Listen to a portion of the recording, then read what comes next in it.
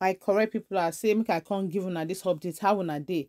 Una know say a pardon carry soldiers enter neighboring states where they close to Niger, and they don't cut electricity supply 70% of and we they supply them. They don't cut them off.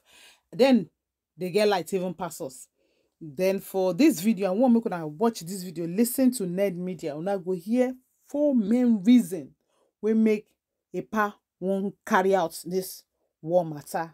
You go shock all of una. Make una just watch this video, listen to them. I not take much of una time. Help me share this video, drop your comments as you dey watch and listen to them. My people, may God help us. Una remember say during the election, some people they say the way when they do like this, so make you no come go be say one time, wait, go sign something, go sign what you no supposed sign. In short, man, I watch the video. Following the coup in Niger and the threat of military intervention if they don't quickly relinquish power, the threat is no longer a matter of if, but a matter of when.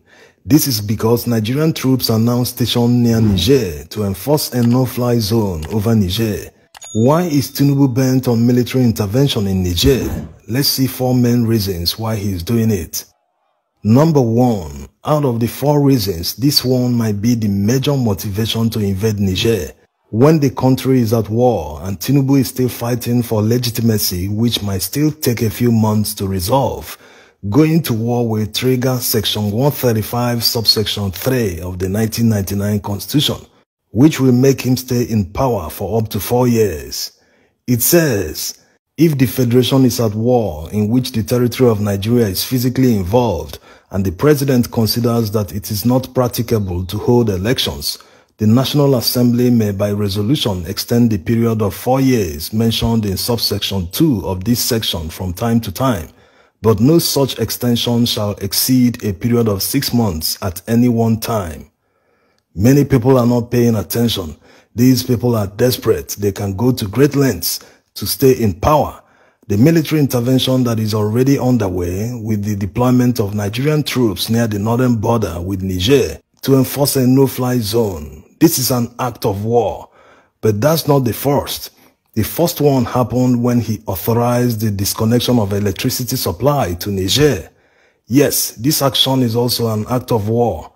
Despite the treaty that Nigeria signed with Niger in the 60s on the use of waterways and River Niger, and the fact that 70% of their electricity supply comes from Nigeria, you know what it means for a country to pull out of a treaty without warning. It means that country can't be trusted to abide by agreements and treaties. Although he doesn't have the power to initiate war with another country without the express approval of the National Assembly, he has already taken actions to that effect. Many might argue that boots are not yet on the ground and he doesn't need any approval from National Assembly to move troops within the country.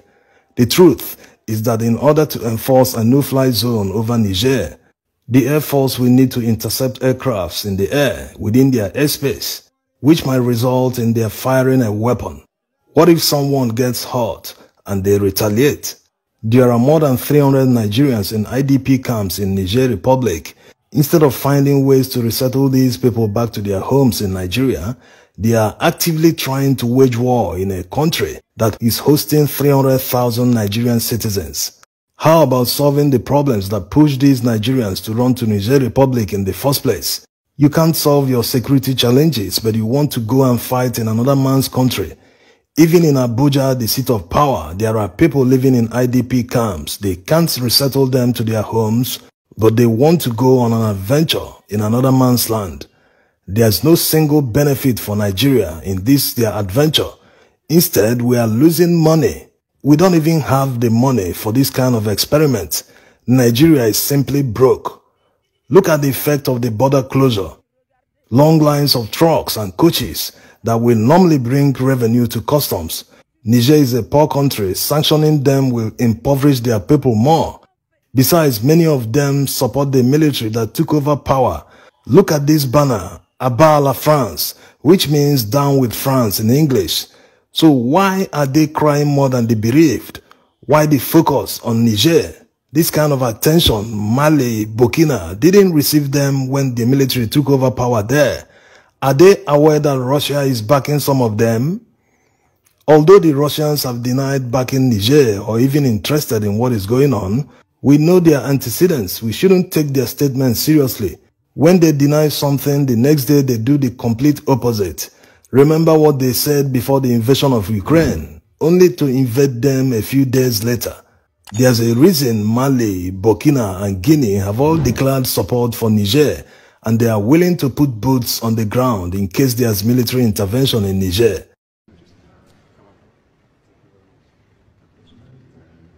Ibrahim Traoré of Burkina Faso recently met Putin in Russia. No one knows what they discussed. Burkina and Mali have all dropped French as their official language, so there's serious resentment by their citizens against France. There's presence of Russians in Mali. Traoré even eulogized Putin, that they can buy whatever they want from Russia, unlike the West that gives conditions and in some cases they won't even sell to you. Ils ne refusent rien. En fait, tout ce qu'on veut acheter, la Russie accepte nous vendre parce que c'est pas le cas avec d'autres pays. I mentioned the Trans-Saharan pipeline to pipe our gas to Europe. Why should we leave Russia to do the whole thing? And this brings us to the next reason Tinubu wants to invade Niger. Yes, for economic reasons, the Trans-Saharan gas pipeline moving gas from Nigeria through Niger, Algeria, and crossing the Mediterranean to Europe will bring Nigeria's gas to Europe. But are the Nigerian military against it? They will earn money if the pipelines passes through their country.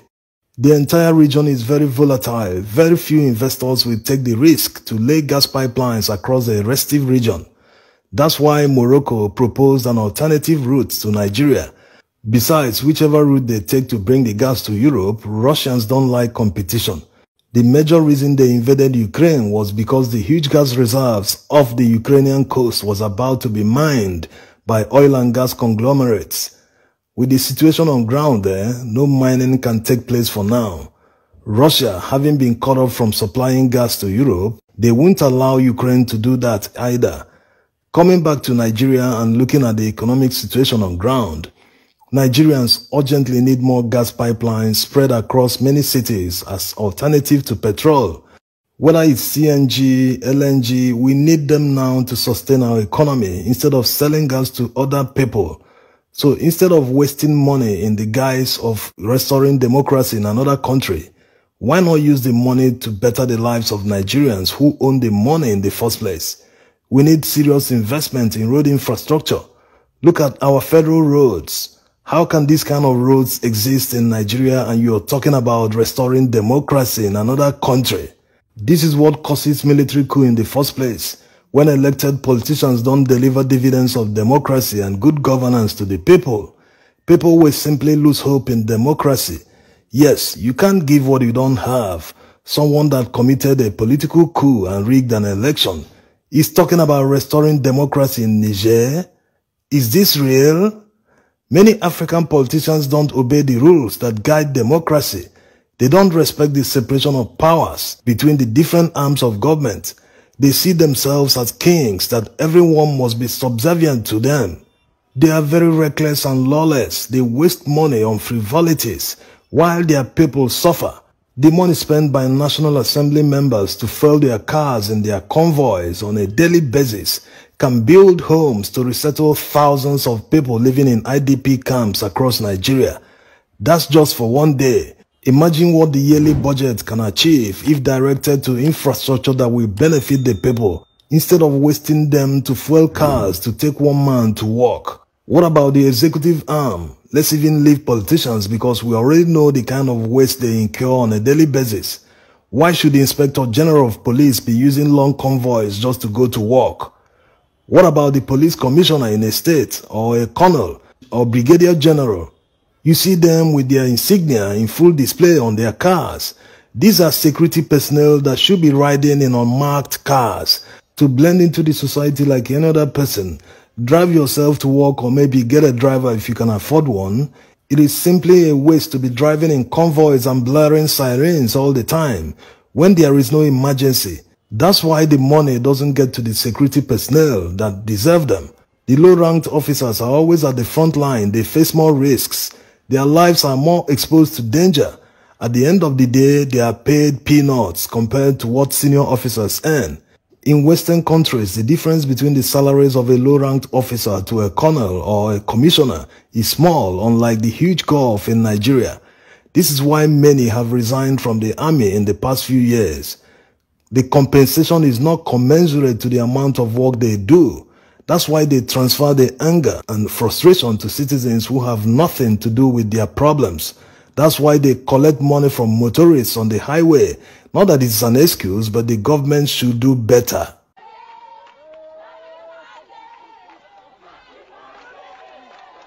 The third reason is corruption. Military interventions cost money. All the interventions Nigeria did through ECOMOG in the 90s, they will allocate billions of naira or even dollars. They will never account for them in the end. It will be an avenue for them to steal money and launder them to foreign countries where it will be used to develop their economies. While Nigeria and Africa, where the money comes from, continues to be at the pre-developmental stage, not even developing. How many centuries will it take us to become a developed economy? When we build single roads and by the time we come back a few years later to build the one adjacent to it, the first one has completely deteriorated. So we are running around in circles. In 500 years, we will still be doing the same thing. That means we will never achieve developed status. Why not map out all the roads in a city and build all of them at once within 2 years? Yes, get a loan, award the contracts to many contractors, and focus on maintenance and repaying the loans. That way, our streets will look serene, not dusty. The government can now force all landlords to paint their homes. Everywhere will be looking clean.